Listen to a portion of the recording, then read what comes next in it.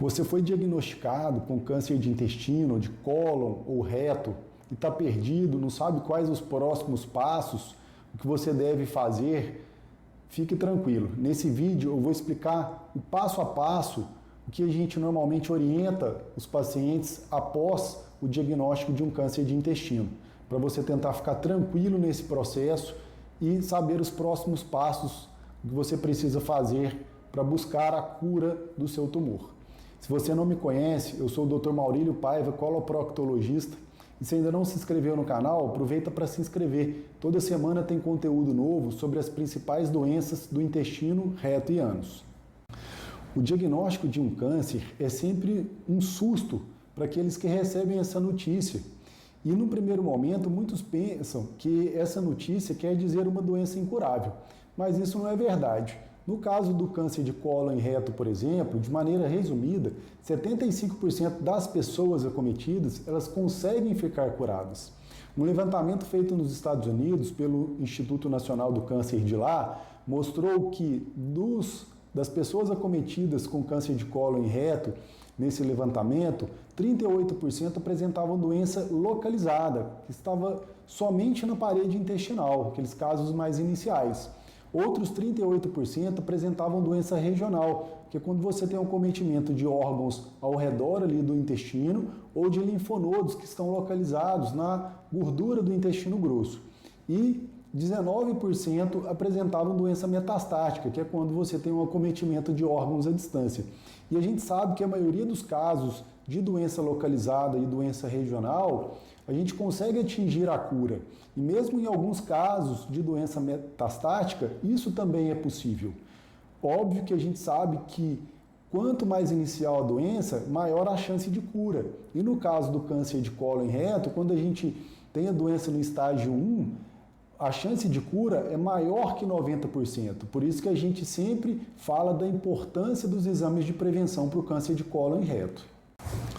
E os estudos têm mostrado uma diminuição na taxa de doença metastática e também uma diminuição na taxa de mortalidade por câncer de cólon e reto nos últimos anos.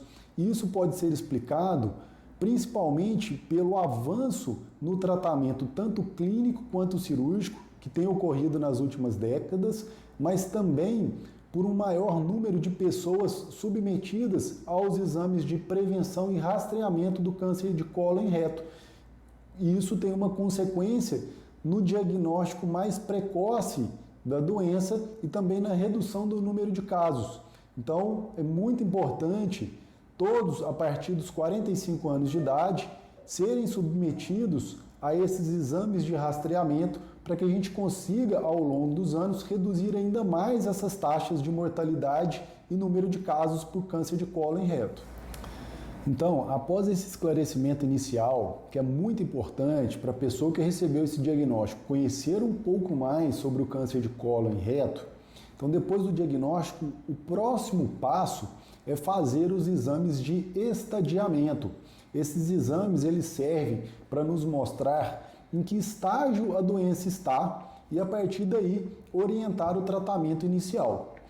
Para fazer esse estadiamento, nós utilizamos diversos exames, como por exemplo exames laboratoriais, e dentre eles a gente utiliza o antígeno cársino embrionário ou CEA, que é muito importante e vai ser um exame de acompanhamento também depois do tratamento.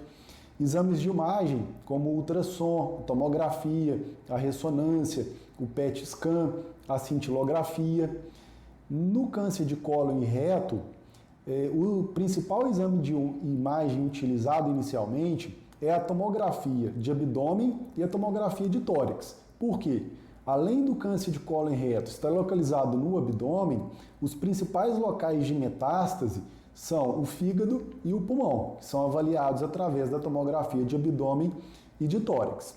No reto, a ressonância de pelve é um exame fundamental para fazer esse estadiamento inicial e, a partir disso, avaliar se terá indicação de fazer um tratamento neoadjuvante, ou seja, antes da cirurgia, com radioquimioterapia.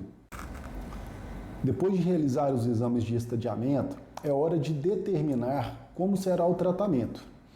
O tratamento do câncer de cólon e reto é essencialmente cirúrgico, mas a conduta ela deve ser individualizada caso a caso. E para isso a gente leva em consideração as características do tumor, a localização desse tumor no intestino e o estágio que se encontra a doença, que foi verificado pelos exames de estadiamento.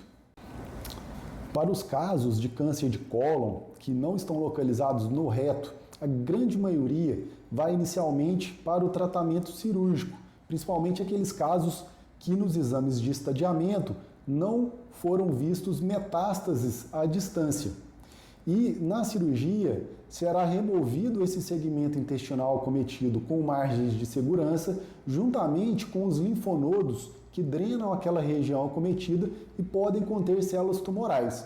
Esses linfonodos eles ficam localizados ao longo dos vasos do intestino, que ficam na gordura do intestino grosso, também conhecida como mesocólon. Após a cirurgia, a peça cirúrgica é enviada para biópsia.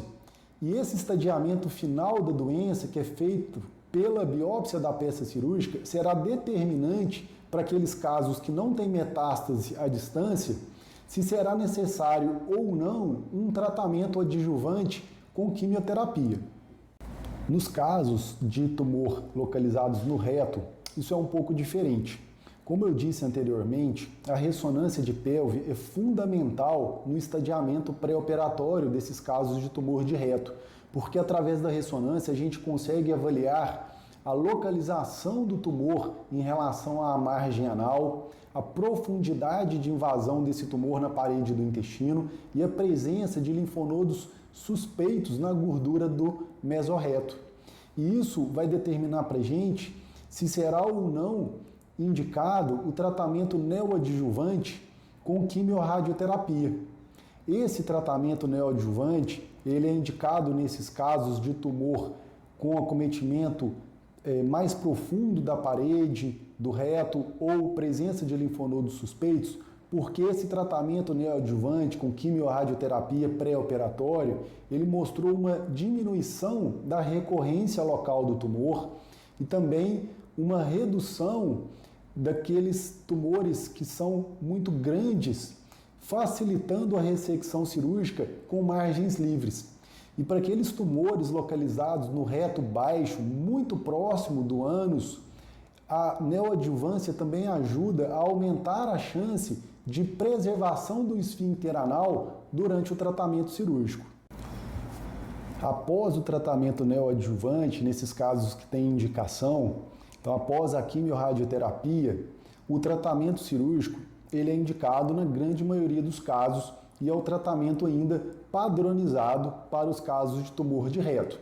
Apesar que já existem trabalhos mostrando que para casos específicos que têm uma resposta patológica completa, ou seja, casos que com esse tratamento neoadjuvante ocorre o desaparecimento do tumor, você pode observar esses casos e assumir uma conduta não cirúrgica inicialmente. Mas isso, como eu disse, são para casos muito específicos e devem ser avaliados caso a caso por um especialista capacitado para isso.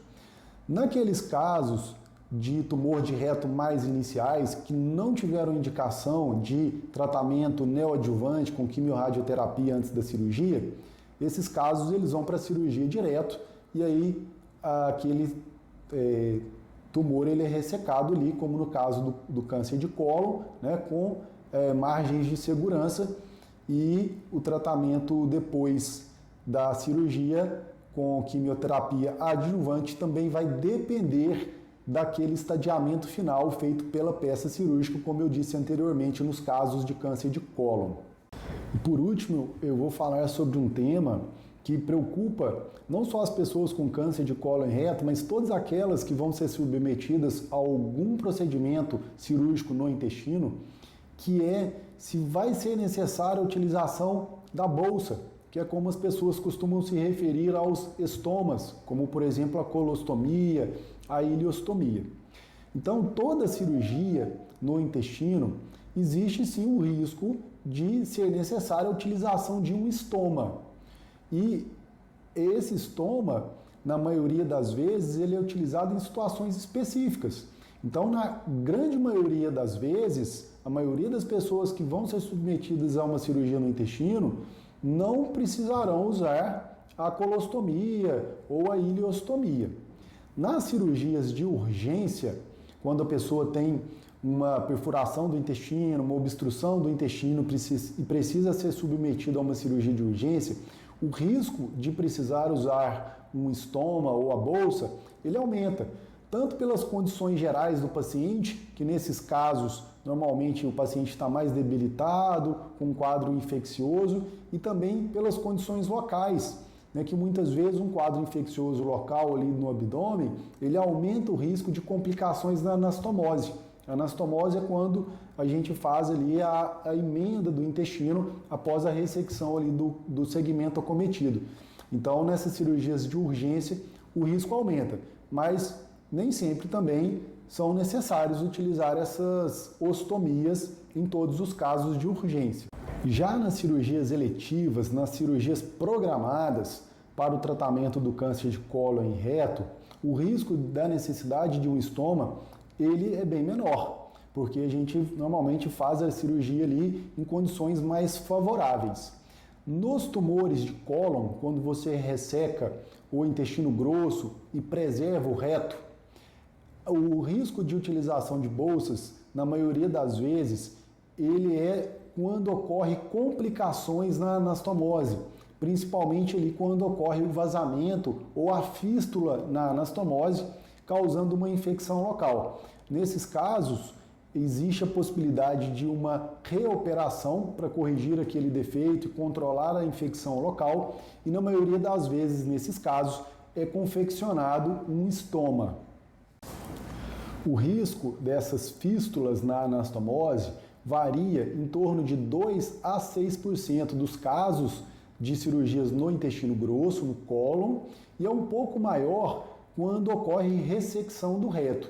Então, para os tumores de reto, que ocorre a ressecção, a retirada do reto, o risco da fístula é um pouco maior e, nesses casos, na maioria das vezes, é utilizado um estoma de proteção para que não ocorra passagem de fezes pelo local da anastomose. Isso não reduz o risco das fístulas, mas reduz as complicações, principalmente as complicações infecciosas relacionadas a uma fístula. E normalmente esse estoma de proteção é realizado no final do intestino delgado, é feita uma ileostomia protetora. E essa ileostomia protetora, ela é provisória. Depois de recuperado da cirurgia, depois da gente avaliar a anastomose e ter certeza que houve ali uma cicatrização adequada da anastomose, esse estoma ele é fechado, é revertido e a pessoa volta a evacuar normalmente pelo ânus. Esse vídeo ficou um pouquinho mais longo, espero que vocês tenham tido paciência de chegar até aqui, até o final, mas o objetivo era trazer para cá todas as explicações que normalmente eu passo para os meus pacientes quando eles recebem o diagnóstico de um tumor de cólon ou reto, para tentar orientar vocês como que são os passos depois desse diagnóstico e a gente conseguir, dessa maneira, organizar a vida e buscar o tão desejado tratamento e a cura. Se você ainda não se inscreveu no canal, aproveita para se inscrever agora. Toda semana tem vídeo novo no canal. E não esquece de compartilhar esse vídeo. Se você tem algum familiar, algum conhecido que está em tratamento do câncer de cólon e reto, lembra de compartilhar o vídeo, isso pode ajudar com várias informações a tranquilizar essa pessoa. Até o próximo vídeo.